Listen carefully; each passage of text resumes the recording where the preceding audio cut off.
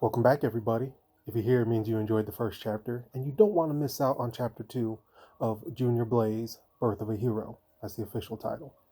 You ready to listen to chapter 2? All right. The beautiful and picturesque climate from the previous day had been replaced by dark and ominous weather.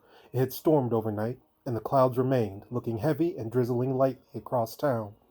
Nat arrived at the Stevens house in full hurricane attire, raincoat, rubber boots, galoshes, and a funny-looking fisherman-style hat.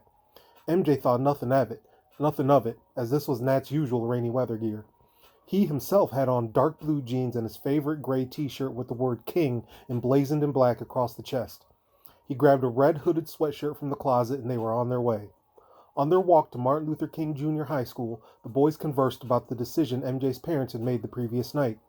MJ was still a little upset, but was beginning to come around. Nat provided his best emotional support and tried to get his mind off the issues at hand.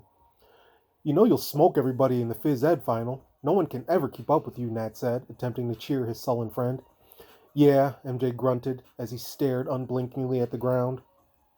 Matter of fact, there's a rumor that you're an alien from the planet Klemblok, sent here to impose your physical dominance on the human race. Nat, don't be ridiculous. If I was an alien, I'd obviously be from the planet Sention 3. This launched a necessary and distracting conversation about their favorite comic book turned TV series, Heroes of the Lost Battalion. They argued over plot details and character arcs until they arrived at school and split up to head into homeroom. Their last two final exams were today, chemistry and phys ed. Nat walked off telling MJ he'd see him in class and to bring his A game. MJ laughed and promised he would. They met up again 25 minutes later outside Mrs. Jameson's chemistry class. Nat strolled up to MJ grinning, but his smile quickly turned to worry. MJ, you alright? Your eyes look a little bloodshot and glassy, Nat said with a frown. Really? I feel fine, dude. I guess I just didn't sleep the best last night, MJ replied. Okay, if you say so. Good luck on the exam. Same to you. Nat was the first to finish his test, just like always, and MJ was well on his way when he suddenly felt a sharp pain behind his eyes. He shook it off and powered through, but the pain persisted.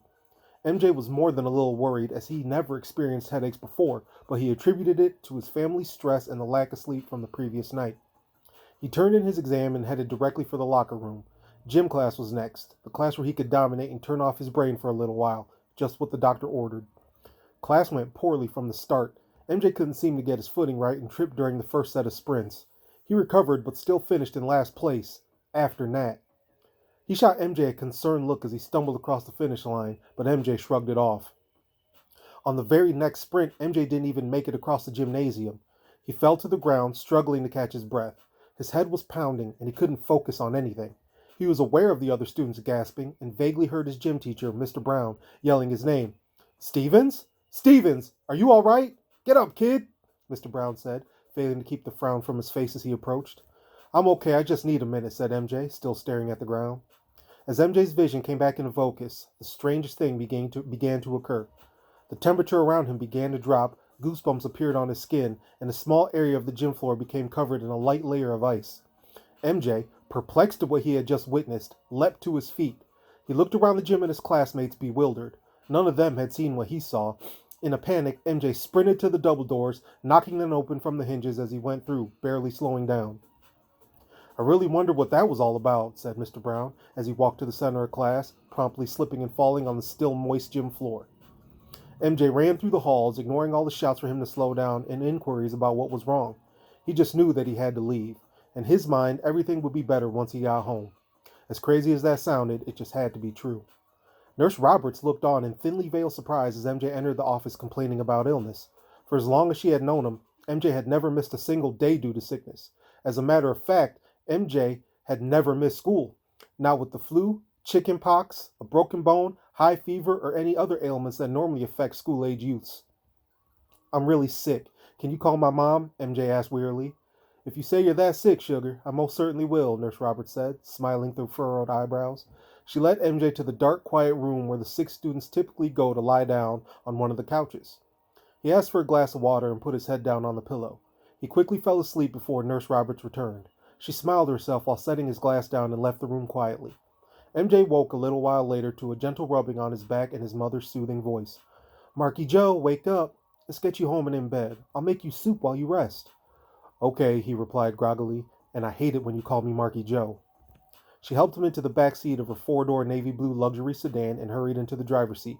She had a feeling she knew exactly what was wrong with MJ and needed to talk to Marcus immediately. MJ didn't speak, but did catch his mom with a worried expression every so often through the rearview mirror. This did nothing to help calm his nerves. MJ walked swiftly inside and upstairs to his room as soon as they parked in the driveway. He didn't even take his shoes off as he fell face first onto his bed and fell into a deep, dreamless sleep. Lucky for him, there was a makeup for finals, but that was the furthest thing from his mind now. When he woke, it was nearly midnight, and he was the hungriest he could ever remember being. His head was feeling better, so he climbed out of bed and headed for the kitchen to make a midnight snack. Before he reached the bottom of the stairs, he could see the living room light was on, and the TV was turned up just a bit too loud. He assumed his dad had fallen asleep while watching the news. He was mildly surprised to see his dad sitting at full attention, enraptured by the story. Like a scene ripped from the pages of the comic books, the reporter was saying, the costume hero known as Blaze rescued the civilians before extinguishing the flames engulfing their home. Blaze, the vigilante that had been secretly saving lives across the state for as long as MJ could remember. No one knew who he was or where he came from. There were hundreds of theories about his existence, but they were all rumors. One thing was for certain, MJ was his biggest fan. "Hey, Dad," said MJ softly, trying not to startle the general. "Watching highlights of the Midnight Warrior?" "MJ! Hey, son! Feeling any better?" Marcus asked, still startled, while powering off the TV. "I'm feeling a lot better, actually. Just hungry since I slept through dinner." "I made spaghetti. It's in the fridge." "So where was Blaze saving lives today?" asked MJ as he popped open the container and started eating his cold leftovers. "Just outside Columbus," he replied, glancing back at the now blank television screen. Marcus didn't like to talk about vigilantes. He didn't necessarily hate them, but had repeatedly said the cops should handle all the crime fighting and things of that nature. "I wonder if he used his sonic speed to put out the flames, or if he used his eyesight, or did he get the family out first, or did... Son, you know it's the middle of the night, right? Finish your food and go back to bed. You're sick and need rest," Marcus interrupted abruptly. MJ wanted to argue, but his father was right. He washed his dish and headed back to his bedroom. There was no way he was going right back to sleep, though. Still hyped up from the Blaze story on the news, MJ went into his bathroom. He was going to recreate the incident from gym class if it was the last thing he did. He stared at himself in the mirror. He tried crossing his eyes, blinking rapidly, and even splashing water in them.